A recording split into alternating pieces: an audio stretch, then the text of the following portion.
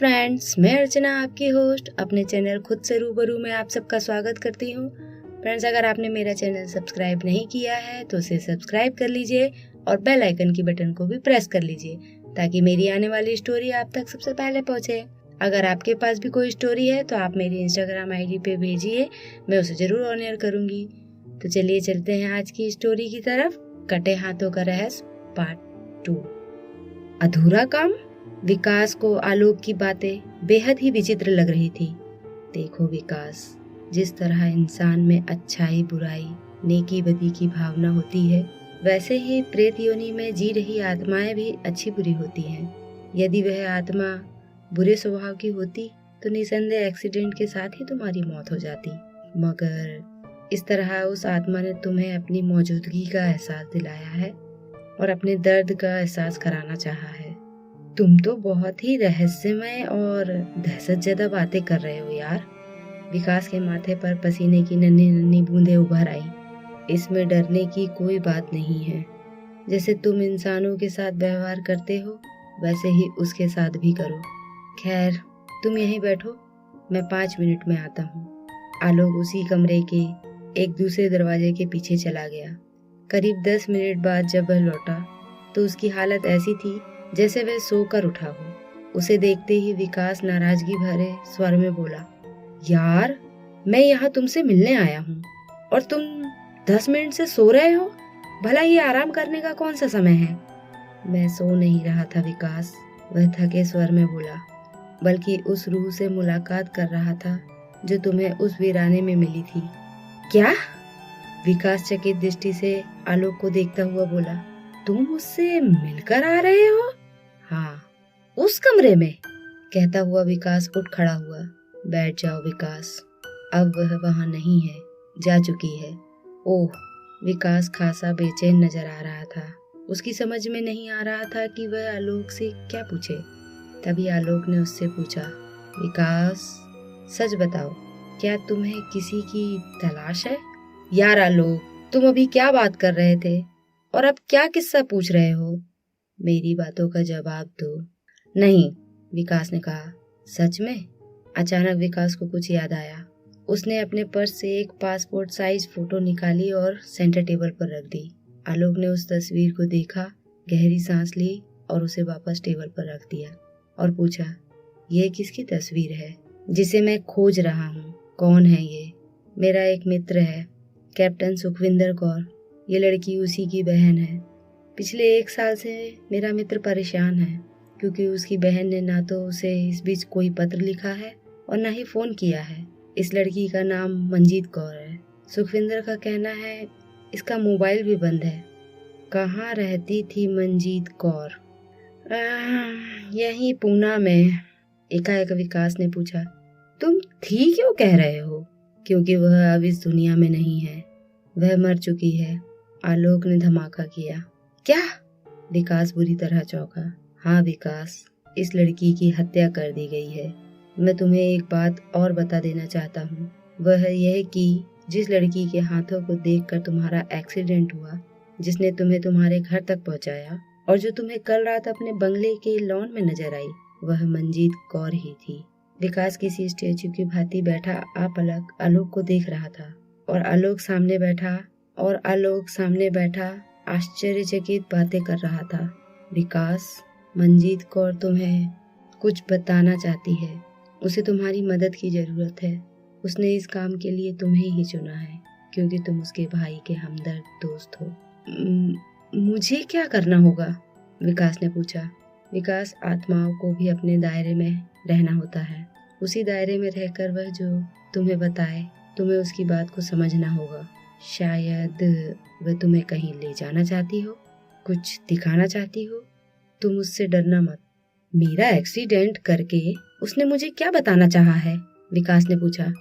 शायद उसके हत्यारे ने उसे इसी तरह घायल किया हो। अगर वह तुम्हें इस बार नजर आए तो तुम निर्विघ्न उसका पीछा करना। देखो वह तुम्हें कहाँ ले जाना चाहती है। ठीक है यार। विकास वहाँ से सीधा अपने घर आ गया। आधी रात बीतते ही विकास खासा बेचैन नजर आने लगा। वह मंजीत की रूह की प्रतीक्षा कर रहा था, मगर उसे वह कहीं दिखाई नहीं दी। हार कर वह बिस्तर पर लेट गया। छम छम बाहर लॉन से उसे पायल के छनकने का स्वर सुनाई दिया, जैसे कोई पायल पहनकर चल रहा हो। विकास ने खिड़की से देखा, वही लंबे बालों वाली लड़की खुले गेट से बाहर जा रही थी। विकास तुरंत दबे पांव बाहर की तरफ लपका और उस रूह का पीछा करने लगा। करीब 1 घंटे बाद उसका पीछा करता हुआ विकास उसी जंगल के मुहाने पर आ पहुंचा जिस जंगल की राह वह मुंबई से पुणे आया था। विकास का दिल किसी टेनिस बॉल की तरह दहशत से उछल रहा था। सारा जिस्म पसीने से सराबोर था, मगर कदम चुंबक की तरह उस रूह के पीछे घसीटते जा रहे थे। अचानक रूह सड़क का रास्ता छोड़कर जंगल के कच्चे रास्ते पर उतर गई। करीब 100 मीटर का सफर तय कर वह एक तालाब के किनारे पर रुकी। विकास भी रुका, मगर पलक झपकते ही वह रूह गायब हो गई। विकास दौड़ता हुआ तालाब के किनारे पहुंचा और बदहवास सा इधर उधर देखने लगा। ठीक उसी पल उसे पीछे से किसी ने धक्का दिया और छपाक की आवाज के साथ वह तालाब में जा गिरा। आह की आवाज के साथ विकास चीखा, हाथ पैर भी मारे, मगर वह तालाब बहुत गहरा और काई से भरा था। हालांकि विकास एक अच्छा तैराक था, मगर वह चाहकर भी तैर नहीं पा रहा था। ऐसा लग रहा था जैसे कोई उसे पांव से पकड़कर भीतर ही भीतर घसीटे ले जा रहा हो। एकाएक उसके हाथ से पॉलिथीन जैसी कोई चीज टकराई। विकास ने उस बदबू भरे तालाब के पानी में सांस रोक रखा था। उसने पॉलिथीन को टटोल कर देखा। उसके हलक से दहशत भरी चीख उबल पड़ी। तालाब का गंदा पानी उसके मुंह में चला गया, साथ ही उसके होश गुम होते चले गए। चेहरे पर तपिश का एहसास कर वह चौंक कर उठ बैठा। वह हैरान रह गया। विकास अपने घर के लॉन में पड़ी चेयर पर बैठा था, एकदम सही सलामत।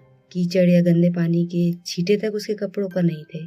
उसने एक नजर आसमान में चमकते सूरज को देखा और फिर अपने कलाई में बंधी घड़ी को देखा जो सुबह के 7 बजा रही थी। तभी भीतर से आवाज आई, विकास, कहाँ हो तुम? मैं यहाँ लॉन में हूँ माँ, विकास ने जवाब दिया और सोचने लगा, क्या मैं सपना देख रहा था? इससे ज्यादा वह सोच नहीं पाया क्योंकि उसकी माँ चाय लेकर वहाँ आ गई थी।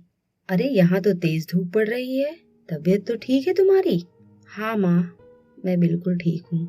विकास ने झटपट चाय पी और तेजी से नित्य कर्मों से फारिग होकर आलोक भारद्वाज के घर जा पहुंचा। उसने आलोक को बीती रात की बात बताकर हैरानी से कहा, सुबह मैं अपने लॉन में था यार आलोक। गंभीरता की मूर्ति बना बैठा आलोक तुरंत खड़ा हुआ और बोला, चल मेरे साथ। कहाँ? चल तो। विकास उसके साथ चल दिया। आलोक ने सबसे पहले फोन पर एसपी से बात की और उन्हें कुछ अच्छे तैराकों के साथ उस जगह आने को कहा जिस जगह विकास उस रूह का पीछा करते हुए पहुंचा था। फिर वह विकास से बोला, पुलिस अपने दल बल के साथ वहां पहुंचती ही होगी, चलो हमें भी वहां चलना चाहिए। तुम्हारा दिमाग तो खराब नहीं हो गया है आलोक? विकास झुंझला पड़ा। यह मेरे दिमाग की उपज भी हो सकती है, क्या पता मैंने सपना देखा हो। तुम तो इसे सीरियस ही ले रहे हो यार। अगर बात झूठ साबित हुई तो उसे मैं खुद हैंडल कर लूंगा। अब चलो भी। दोनों दोस्त जंगल की राह उस तालाब के किनारे जा पहुंचे। आलोक विकास के बताए मार्ग का अनुसरण करके ही वहां तक पहुंचा था। देखा, तुम यहाँ तक सपने में नहीं बल्कि हकीकत में आए थे। विकास भी हैरान था। तभी वहां एसपी साहब भी अपने दल बल के साथ आ पहुंचे।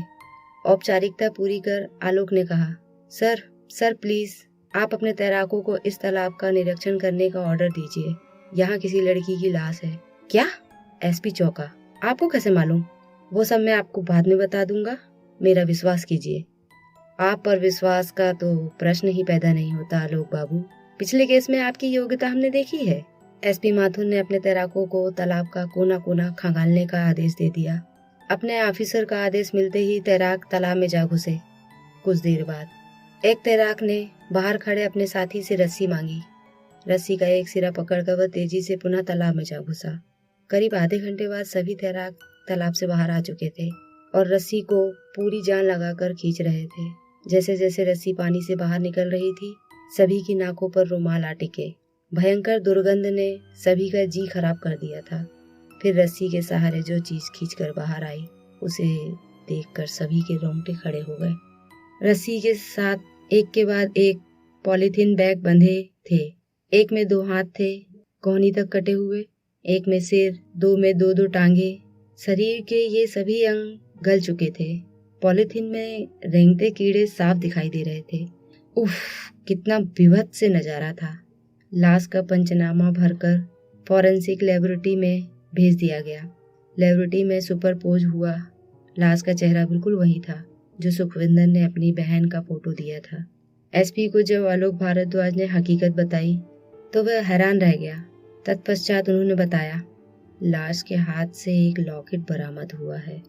उस लॉकेट में जिस व्यक्ति का फोटो लगा है वह शहर का जाना माना रईस हरवंश तोमर है। व्हाट? आलोक भारद्वाज चौंका और संभल कर बोला, तब आप मुझे इतना जरूर बता दीजिए कि शक के बिना पर तोमर से पूछताछ की जाएगी या फिर? लाश के पास मिले सबूत के आधार पर उससे पूछताछ तो जरूर होगी, मगर हमारे पास कोई ठोस सबूत नहीं है। वैसे भी किसी जानी मानी हस्ती को गिरफ्तार करने के लिए सबूतों का होना बहुत जरूरी है आलोक बाबू। एसपी माथुर की बात सुनकर आलोक सोच में पड़ गया। वह वहां से सीधा विकास के पास गया और उसे कुछ समझाया। उसके बाद वह सीधा एसपी माथुर के पास चला आया। फॉरेंसिक लेबोरेटरी में टेबल पर चादर से ढकी मंजीत कौर की कटी फटी गली सड़ी लाश रखी थी। उसकी दुर्गंध को एक विशेष प्रकार के एसिड द्वारा खत्म कर दिया गया था। डॉक्टर्स अपने अपने काम में लगे थे। तभी चादर का कोना लाश के मुंह से हट गया। लाश के भयानक चेहरे से चमकीले धुएं जैसी कोई चीज ऊपर उठी और फिर लेबोरेटरी के दरवाजे से निकलकर बाहर चली गई। चारों तरफ रात का अंधेरा गहरा उठा था। अचानक साफ स्वच्छ आकाश में घटाएं उमड़ने लगी और बिजली कड़की। तेज हवाओं ने शहर के चप्पे चप्पे को घेर लिया। मौसम इतनी तेजी से बदला जिससे शायद मौसम विभाग भी हैरान रह गया। अगले ही पल पूरे शहर की लाइट गुम हो गई। लेबोरेटरी से निकला चमकीला धुआं आंधी तूफान की गति से उड़ता हुआ विकास के घर जा पहुंचा। विकास के कमरे की खिड़की एक झटके से खुली और तेजी के झोंके के साथ उस धुएं ने भीतर प्रवेश किया। खिड़की खुलने और हवा चलने के शोर से बेड पर सोया हुआ विकास चौंक कर उठ बैठा। तभी उसने देखा उसके बेड के कोने पे कोई बैठा है। कौन है? वो हकलाया। एक विचित्र सी डरावनी हुंकार के साथ उस साय ने विकास की तरफ देखा। विकास को साय के चेहरे पर दो छोटे छोटे दूधिया बल्ब जलते दिखाई दिए। दहशत के मारे विकास के हलक से चीख उगल पड़ी और वह अगले ही पल बेहोश होकर अपने बेड पर गिर पड़ा। साया जो मंजीत की रूह थी धुएं में बदलकर विकास के शरीर में जा समाई।